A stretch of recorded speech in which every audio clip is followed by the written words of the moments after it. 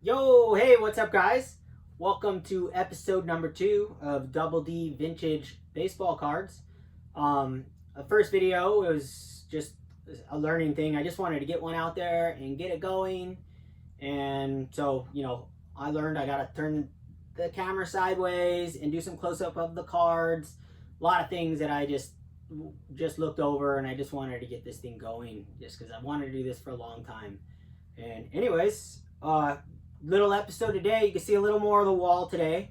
As you can see, it's not just baseball cards.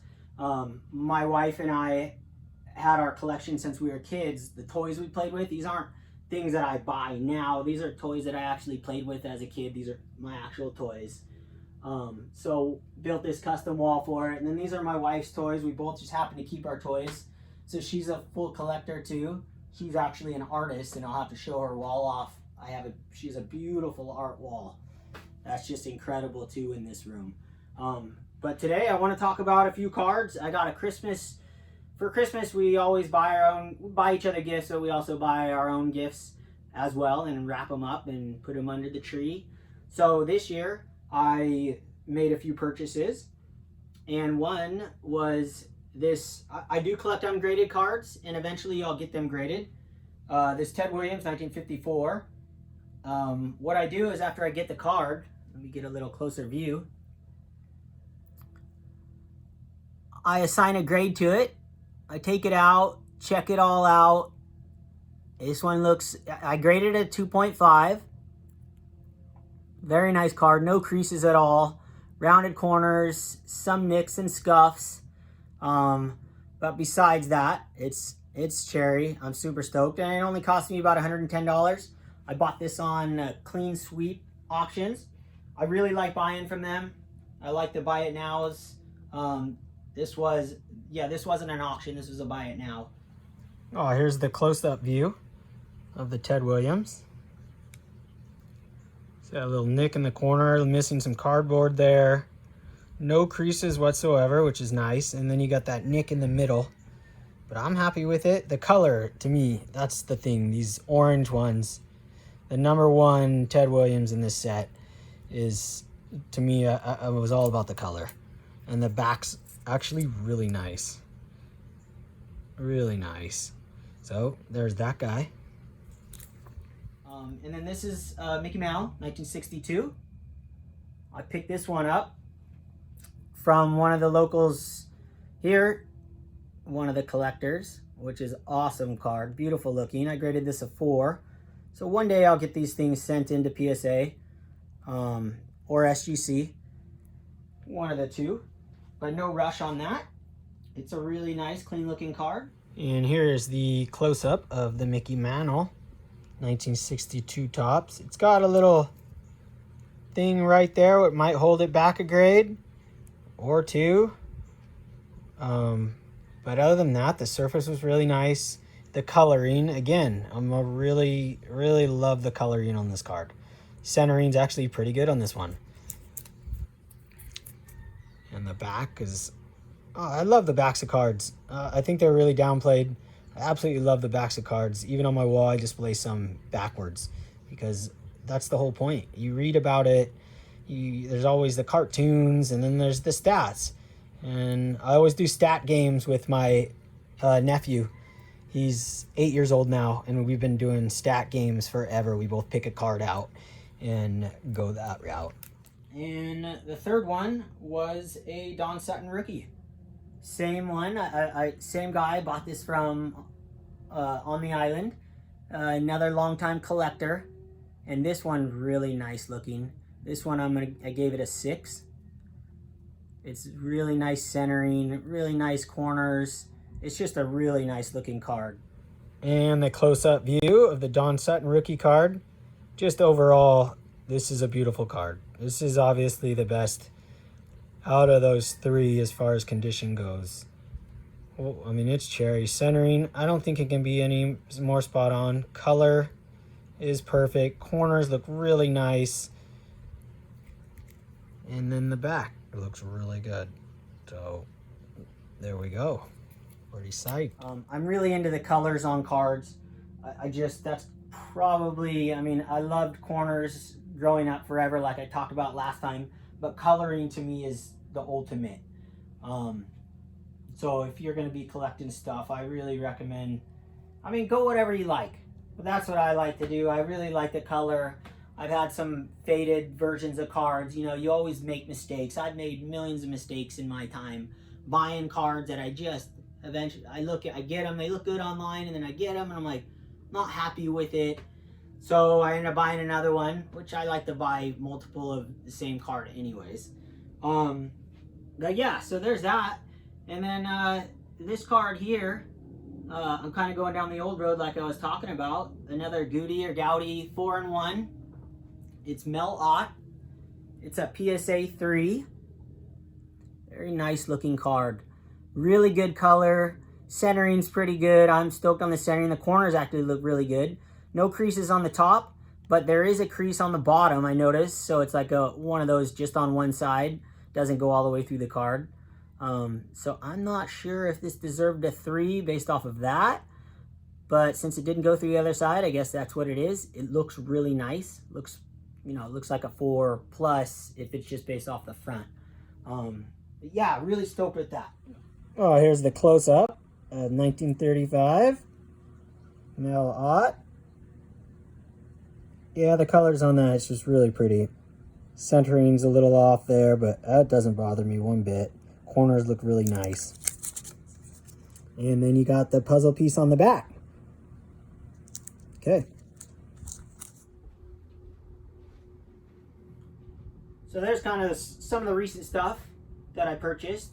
But back to this Ted Williams. I really think Ted Williams, I read a bunch of books. I'm super hardcore at reading baseball books, hundreds and hundreds of them. And if anybody has any they recommend, I'd love to hear them.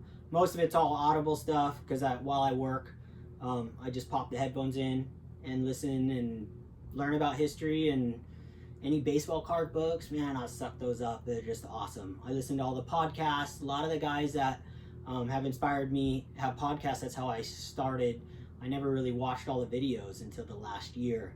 But yeah, Ted Williams to me is one of those players that he's a hero, number one. I mean, he went to war. How many other baseball players, I mean, no one's ever going to do it again. Most likely, Lord willing, nothing ever happens again where we have to go, that they have to start drafting everybody. It's just crazy how Ted Williams, how good he was. Last guy to hit over 400. His swing was beautiful. His cards are so undervalued, in my opinion. Maybe, I mean, to me, he's almost the most undervalued. I don't even want to say that because I'm still accumulating them. I'm like, nobody buy them, please. I hope nobody likes them. You can buy a 55 graded 5, you know, PSA or SGC, you know, $400 or $500. And you can't get that with a lot of the other guys. They're outrageous. And Ted Williams is a, you know, it's amazing. What he would have done if he didn't go to war is nuts. But he also played during the war, which was amazing. But he was a pilot, and he was one of the greatest pilots during the war. So he's just an incredible person. He always fought for the rights of everyone too. Really good man and really undervalued in my opinion. And I'm gonna keep buying Ted Williams until they shoot up. Another player that I think is undervalued, there's quite a few of them, but the Eddie Matthews, I mean, I like to go after cards that I purchased years and years ago and they've barely moved. You know, maybe doubled, you know, if I bought them like 10 years ago, sure, they've doubled, but doubling from $25 to $50, $75 isn't very much. There's a lot of guys like that. Whitey Ford, all the, I guess you'd call them the lower tier Hall of Famers, but to me, they're not lower tier Hall of Famers. It's weird to me how things catch fire and certain guys just rocket ship up. But those guys are the stuff that I will continue to buy, and I'll continue to hunt for that stuff. I'm not going to go after the stuff that has just gone through the moon. It just doesn't seem like a smart idea. As much as I want to buy all the Mickey Mantles I can find, I'm really selective on the Mickey Mantles, even though a lot of the prices have come down because those shot up and then kind of leveled off, which it's still, vintage to me is still very underappreciated in the market. And I think, yeah, I just think there's a lot of opportunity out there for new collectors to get into a bunch of Hall of Famers that haven't spiked yet, and they should. Plenty of guys out there and plenty of cards to collect that haven't gone through their heyday. Will Eddie Matthews ever spike and have a heyday? I'm not sure, but I'm willing to buy all the cards I can now because I think he's an incredible player, and he was, you know, Hank Aaron's teammate, and they won a World Series together. Just multiple things. Him as many other players I collect.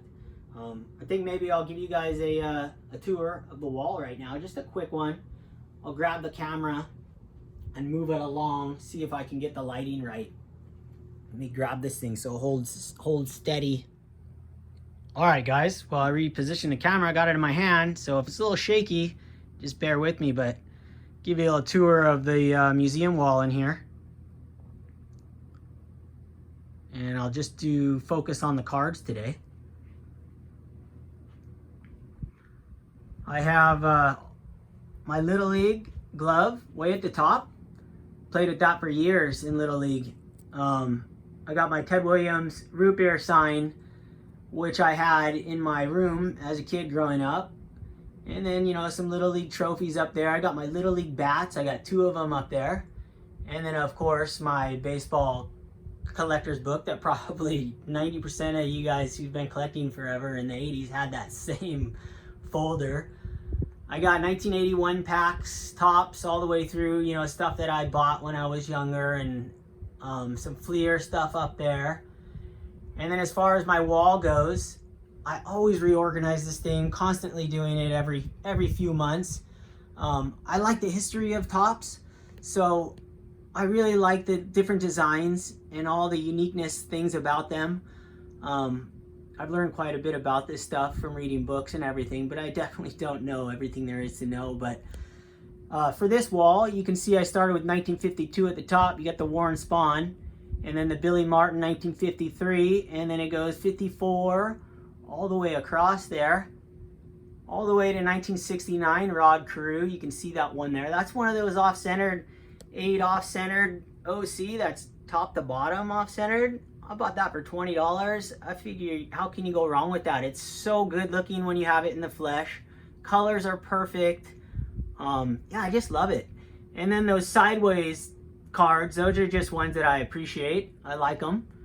You know, of course, the Willie Mays one, my dad had a card like that. My dad was not a collector. He didn't do nothing about baseball cards at all. But he had one of those Willie Mays ripped in half in his drawer, and I just remember it growing up, and I asked him about it the other day, and he didn't remember it at all. So of course I had to have one of those at some point in my collection. I got a bunch of rookies up there. Of course I got the 1953 Bowman Pee Wee Reese, which I love that card. I have a few of those cards. I just love that card's pretty epic. Nolan Ryan rookie, one of my favorite cards of all time. Hands down, it's probably my #2 favorite card.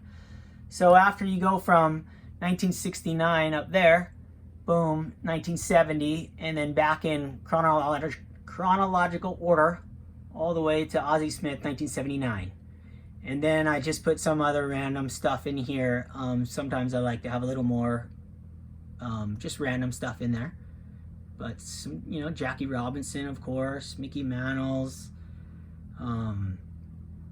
Duke Snider, one of my favorites to collect, still just so unappreciated in the hobby, which is nuts to me.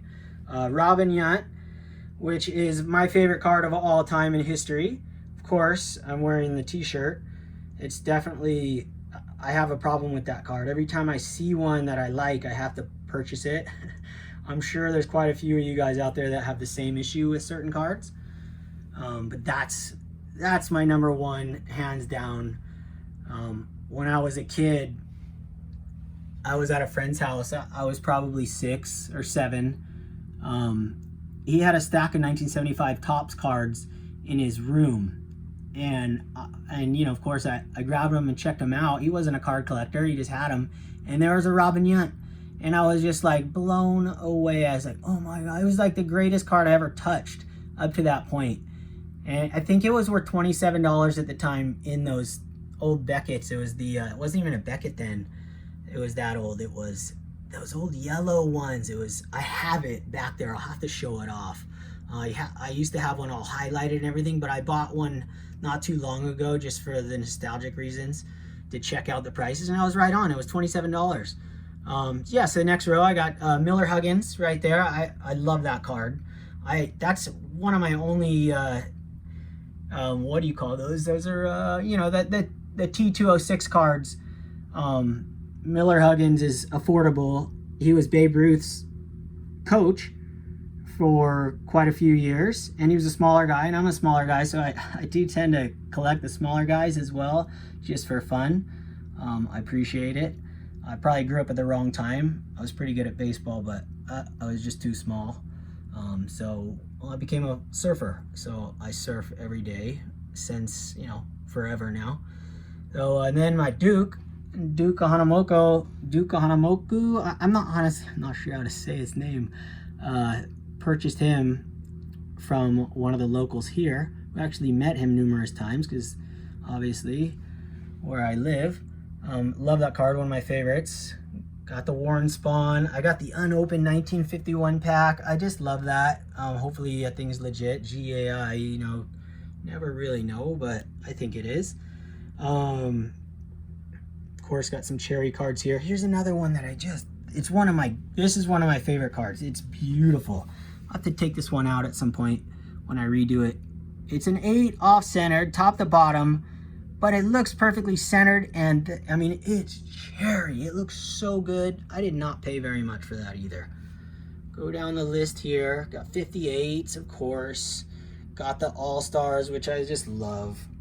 Fascinated with those, and everybody talks about it, but those are the ones you gotta collect if you're in a money pinch and you don't have much to spend. That's where you got to spend your time, is you can get them such good deals on those, and they're so old. They're just amazing. This is a really nice looking card down here. Those guys are really nice looking. And then I got some autographs on this side. I put the autographs in one section. That one's really old. To Dylan. I got that one personally signed, of course. Louis Soho too. I remember getting that one signed when I was a kid. And then I also have a little surf collection down here and water collection, because that's my passion besides baseball cards. And then, yeah, this card's pretty classic. When I was young, looks like 1988. Me and my friends would cut out magazine heads and tape them to baseball cards. I found a whole stack of them. They're pretty cool. But yeah, there's some epic 80s cards in here. Of course, I do have a bunch of 80s cards. I don't collect PSA 10s. If I have a PSA 10, which I might, I probably have a couple. It's just, I bought it way back in the day. I'm more of an 8s and 9 guys just to have the card. Yeah, Ricky Henderson, rookie, one of my favorites. Just one of the best cards. I have quite a few of those. This is another card that I continue to buy when I see a good centered one. That one, I think the 80s tops have to be centered. There's certain certain sets that they just look better centered. It's like the, any white borders, I feel like they have to be centered, whereas, the George Brett's, the color borders, they don't have to be quite as centered. You can't tell it, in my eyes anyways. So, that's kind of how I go after it. The 87 tops, of course, I have to have all the 87 tops. This pack, I just bought this pack. I went back to the mainland and purchased this pack for $5 from Baseball Cards Plus, and it happens to have a Hall of Famer in the middle, and Wally Joyner, of course, California Angels fan, and Fernando Valenzuela, which, $5? Are you kidding me? What a deal. Come up to this zone here. Mickey Mantle, raw, 1955 Bowman, which I love the Bowmans. I got that. Look at how faded that guy is. I had that since I was a kid in my window. Nolan and I, and so I put it in here. This is all UV glass here. All the glass I put up is UV protected glass. I also have UV all over the windows in this room, which are always closed anyways. Here's a really nice, see, here's another AOC that to me is just, it's just cherry. I don't know, I probably paid $50 for this. It's from 1955 and it's in perfect condition. Right out of the pack. Like, that's just unbelievable to me. And then you go up top here. I do got a new one. I got an Otani up there. That's one of my favorite cards of his. It's very inexpensive. I bought that thing for like $19 before he started going nuts, when he was in a slump. I actually bought a bunch of his stuff when he was in a slump, just because you couldn't go wrong for 20 bucks for a 10. So I did purchase a lot of that. I sold all of it except for this one and 3 others. I love the color on that one. Really undervalued in my opinion. The coloring with the Christmas and the angels, it's just magical. Of course, you gotta have the Jeter. I actually got that graded, that Frank Thomas graded. It's either that one or another. I have a couple of them. I think that's the exact one that I got graded. My first time I ever sent cards to PSA, and the only time I ever did. And that was in probably, I don't know, when they first started. It was literally the very first start. I sent a Jeter in at the same time, an SP and a 1963 Bob Gibson. And obviously, I have all those cards still. And I've never sent anything else to get graded. I figure one day I will with all my cards, and I'll do that. All right, guys. Well, I think that's going to conclude episode number 2. Thanks for joining. If you could subscribe, it'd be awesome. Hit the like button, and I will continue to share my love for sports cards with everybody. And I hope you guys can leave comments and tell me about your collections and anything you guys have to say, or suggestions, or anything you want to see. I've got a lot of cool stuff, and I just keep brainstorming and coming up with new stuff. Yeah, so let me put these guys back in their books. One last thing I could show is kind of how I store my cards. So I have this guy right here, and then you can just, I like to keep everything really, really nice. Everything I enter into a spreadsheet every single time I get a new card, and then I put them in. I don't put them in penny sleeves because they always ding the cards. I put them in card savers and put a grade and everything on it. I also, in my spreadsheet, I put who I bought the card from, where I purchased the card, how much I paid, and also, most importantly to me, is what the value I think the card is worth at the time of the purchase. So later on in life, I can know if my theories were correct on whether I was right to buy the card or not. I never update the pricing. One day I'll sign up for one of those software programs that keeps track of all the value. But right now I just have the spreadsheet and just have what I think it's worth, and that's at the end, and everything's insured. I have cameras set up everywhere at the house. I have a security system. I have a couple safes. And then after I get this book, so I'll put these guys back. I'll show the video on that. Slide them back into their things. I will toss these guys. Let me see, it's upside down here. Flip it around. Put this back. I've got a bunch of these books up there. I also have all my graded cards in these, which is really awesome. I'll show that off. So I take this, and cardboard, of course, should be stored in cardboard. I live on an island where it's, moisture in the air. Cardboard does the trick. Nothing's ever gotten moldy or anything. I slide that box in there. I order these boxes custom on Uline to fit these. Slide that in there, and then obviously I run the dehumidifier once a week. Keep the moisture away from everything, and there we go. Keeps it perfect. And I have them labeled on the side, know exactly where they are, where they go, and these go in the safe. So pretty cool. So anyways, hope you guys enjoyed, and until next time, keep collecting, and thank you so much for watching. Double D vintage baseball cards.